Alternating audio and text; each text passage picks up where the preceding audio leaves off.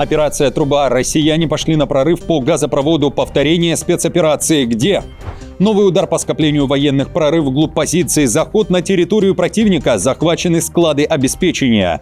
Едут или не едут? Тегеран начал отчет. Ультиматум Ирана и американцы на пути в Пакистан. Состоятся ли переговоры за несколько часов до прекращения режима тишины? Заявление сторон.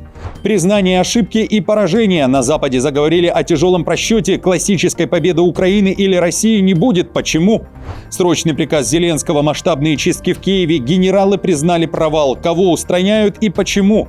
До 10 тысяч евро украинцам готовы платить за выезд из страны. Германия – аутсайдер в новом рейтинге Европы, удар по союзнику Путина, а также операция «Медвежий коготь» на $100 000. Масштабная схема заработка в шкуре медведя. Вы удивитесь, об этом и не только, досмотрите.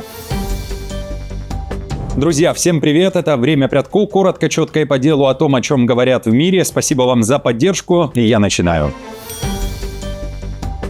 Нет нефти, нет денег. Проигравший на выборах в Венгрии, но еще пока действующий премьер-министр Орбан продолжает передавать приветы из Будапешта на Банковую. Вето на кредитные 90 миллиардов евро для Украины останется до тех пор, пока Киев не возобновит поставки российской нефти под трубопроводу «Дружба». Об этом Орбан написал в своих соцсетях. Венгрия в любом случае не несет финансовых обязательств по этому кредиту, поэтому у Будапешта нет причин идти на уступки, заявил уходящий глава правительства и добавил: из Брюсселя поступили сигналы. Украина готова уже сегодня, 20 апреля, возобновить транзит нефти, но только после того, как Венгрия перестанет блокировать деньги. Позиция Венгрии не изменилась. Есть нефть и есть деньги. Как только поставки нефти будут восстановлены, мы больше не будем препятствовать одобрению кредитной линии. Выделение кредита не создает для Венгрии финансовой нагрузки и ответственности.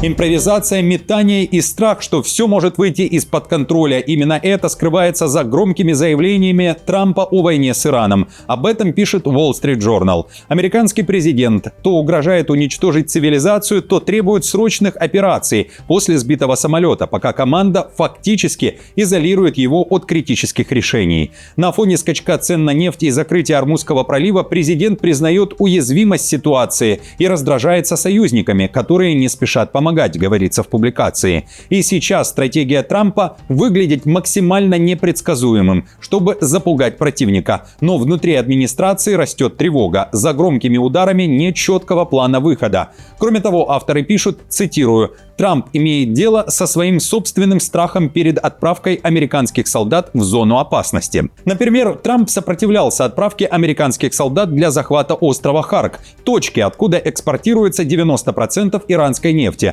Хотя ему говорили, что миссия будет успешной и захват территории даст США доступ к проливу. Он беспокоился, что американские потери будут неприемлемо высокими.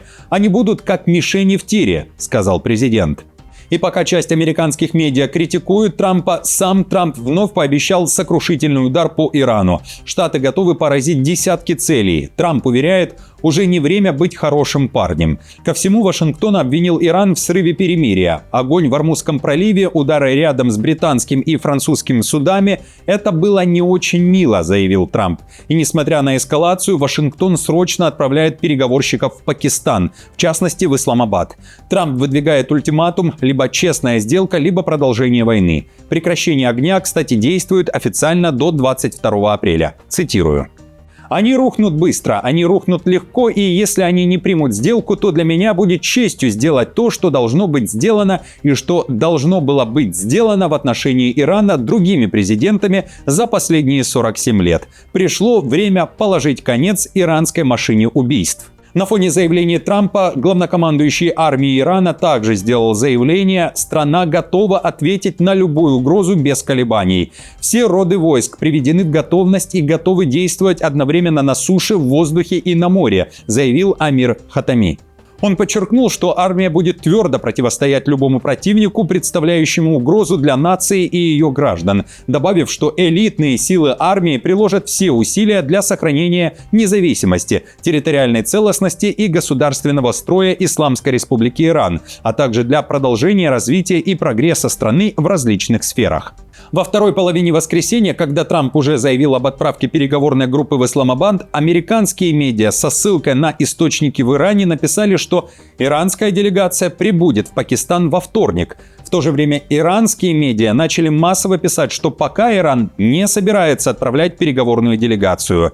По данным агентства Тасним, после завершения первого раунда переговоров в столице Пакистана стороны продолжали обмен сообщениями через пакистанского посредника. Этот процесс фактически стал продолжением тех же контактов, что шли в первом раунде. Но и на этот раз прорыва не произошло. Иран выдвинул ультиматум, цитирую: «После окончания тех переговоров в последнее время пакистанский посредник вновь передавал сообщения между сторонами. Иранская сторона подчеркнула, что до тех пор, пока сохраняется заявление Трампа о морской блокаде Ирана, никаких переговоров не будет».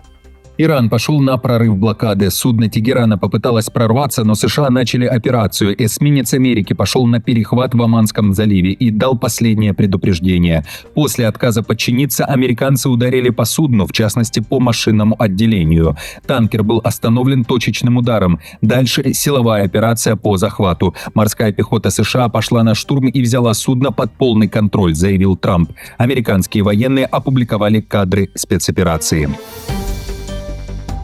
Рекорд на фоне войны и санкций. Российский газ хлынул в Европу. Испания резко наращивает импорт газа из РФ. По данным Эль Паис, в марте поставки достигли почти 10 тысяч гигаватт-часов. Это максимум в истории и выше пиков кризиса 2023 года. Рост совпал с эскалацией на Ближнем Востоке и скачком цен после ударов США и Израиля по Ирану. На этом фоне поставки из стран Персидского залива просели, а российский газ оказался дешевле и доступнее. Испания с крупнейшими хранилищами в Европе превращается в газовый хаб, говорится в материале. При этом ЕС все еще допускает импорт из России до 2027 года, хотя уже с конца апреля вводит ограничения на краткосрочные закупки. В этих условиях Испания ищет альтернативные источники. Алжир остается главным поставщиком газа для Испании. Второе место занимают США. С приходом Дональда Трампа закупки американского газа удвоились. Этот вопрос также был связан с переговорами по тарифам между США и ЕС. Россия остается третьим поставщиком. В марте на нее приходилась каждая четвертая молекула газа, поступившая в Испанию. Прорыв вглубь позиции, заход на территорию противника, захвачены склады обеспечения, в частности скрытые арсеналы, подземные тайники и рассредоточенные запасы оружия, разбросанные по югу Ливана. Цахал заявляет о масштабной зачистке, удар по скоплению военных. Более 250 представителей Хизбаллы ликвидированы, сотни объектов инфраструктуры уничтожены. 162-я дивизия действует к югу от линии передовой обороны, заявляя о снятии прямой угрозы северу Израиля. Обнаружено свыше 1000 единиц оружия и боеприпасов. Масштаб скрытых запасов оказался значительно выше ожидаемого. Под землей вскрываются туннели, которые связывали позиции и позволяли скрытно перемещать силы и вооружение. В руки военных попали нательные камеры боевиков с пропагандистскими записями, говорится в заявлении Цахал. Операции идут одновременно с участием нескольких дивизий и при поддержке флота. Армия обороны Израиля пишет, цитирую: «Цахал продолжит действовать решительно для устранения угроз, обеспечения безопасности граждан государства Израиль и укрепления передовой линии обороны». Зеленский устраивает чистки. Срочный приказ Банковой под прицелом силовики. Причина – теракт в Киеве, в частности, реакция полицейских, которые были на месте стрельбы, но бежали быстрее гражданских, когда стрелок открыл огонь. Цитирую. Уже возбуждено уголовное производство по данному факту и будет проведена полная проверка действий патрульных. Они должны были действовать в тех обстоятельствах. Государственное бюро расследований занимается этим делом. Расследование нападения и проверку всех фактов о нападавшем, его состоянии, а также получение им оружия совместно проводят Служба безопасности Украины и Нацполиция Украины. При этом уже известно о громкой отставке генерала Жукова. Начальник департамента патрульной полиции Нацполиции Украины уходит по своей воле с поста из-за инцидента. Он заявил, что двое патрульных не сориентировались и не открыли огонь по преступнику. Теракт в Киеве начался как бытовой конфликт. Это была изначально ссора между соседями, после которой неадекват решил перестрелять и других людей на своем пути. Руководство полиции, генералы признали провал и назвали действия подчиненных позорными и непрофессиональными. Процитирую. И в этом случае я, как офицер, как боевой офицер, принял решение подать рапорт об освобождении меня от занимаемой должности начальника департамента патрульной полиции Украины. Я думаю, так будет справедливо.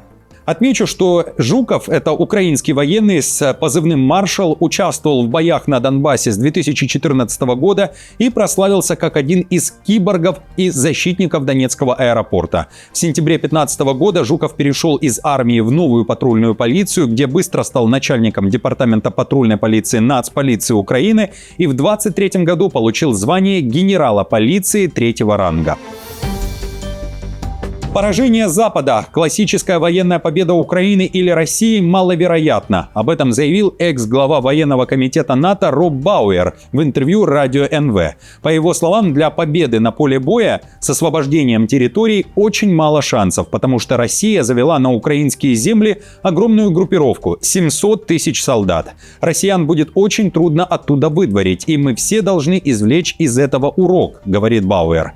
Он также прямо признал ошибку Запада, уверяет, если бы в 2022 году, когда Украина успешно наступала с апреля по август, союзники дали Киеву все, о чем он просил, результат войны был бы совершенно другим, резюмировал адмирал, который также считает, что стратегически Россия уже проиграла войну. Я твердо убежден, что Россия уже проиграла эту войну стратегически, что привело к тому, что она стала сателлитом Китая, потому что без помощи Китая россияне не смогли бы продолжать эту войну в Украине. А с военной точки зрения я не могу представить ни одного сценария, при котором Россия могла бы выйти из этой войны победителем. В то же время Украина заявляет о резкой попытке продвижения армии РФ на фронте и снова операция «Труба».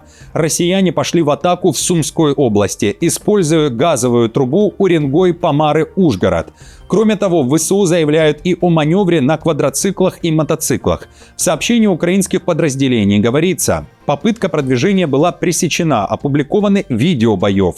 Заявляется о потерях России. Сообщение об этом появилось ближе к полуночи 19 апреля. В России это событие пока не комментировали.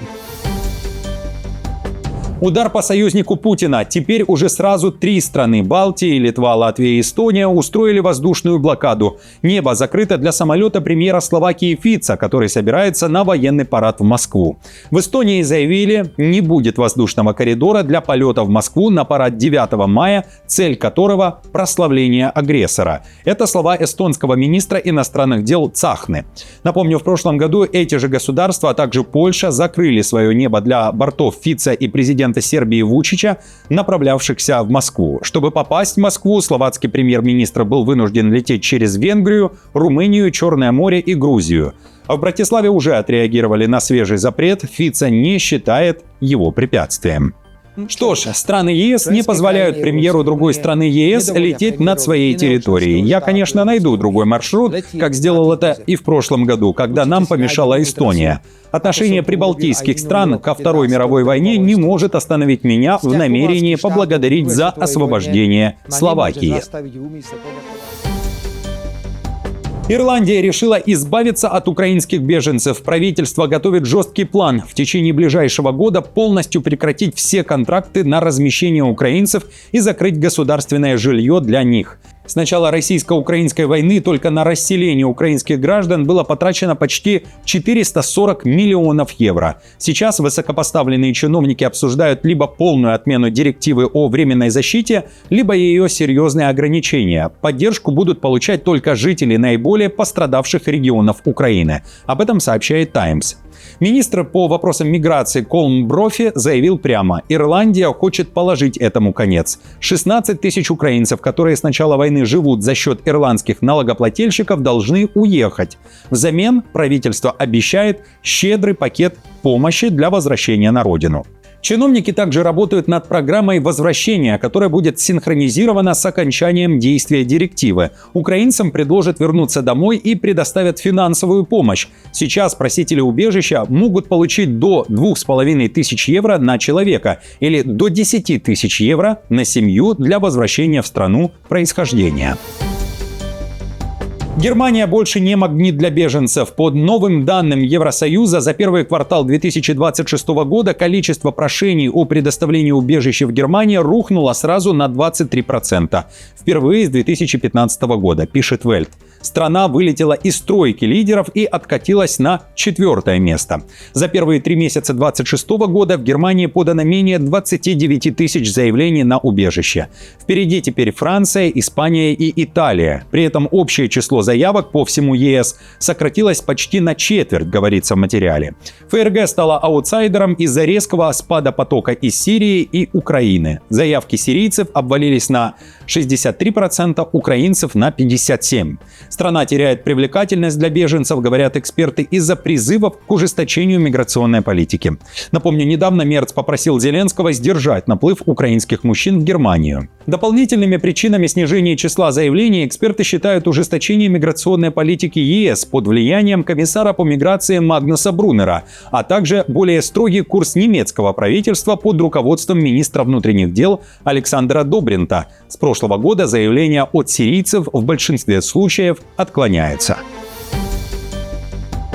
Операция «Медвежий коготь» в США 3 жителей Калифорнии приговорили к реальным срокам за страховое мошенничество. Фигуранты дела придумали необычный способ заработать на страховых выплатах, инсценируя нападение медведя на дорогие автомобили. Они переодевались в костюм медведя, снимали видео и подавали заявления в страховые компании.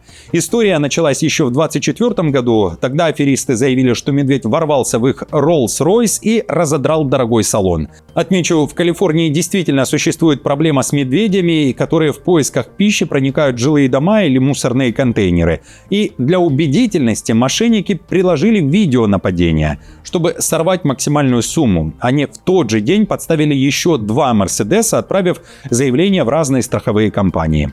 Общий ущерб, который они пытались получить, составил более $140 тысяч. Однако страховщиков насторожил синхронный медвежий террор. Расследование под названием «Операция «Медвежий коготь» быстро раскрыло обман. На видео был не дикий зверь, а человек в дешевом костюме медведя. Друзья, на этом все. Спасибо вам большое за поддержку.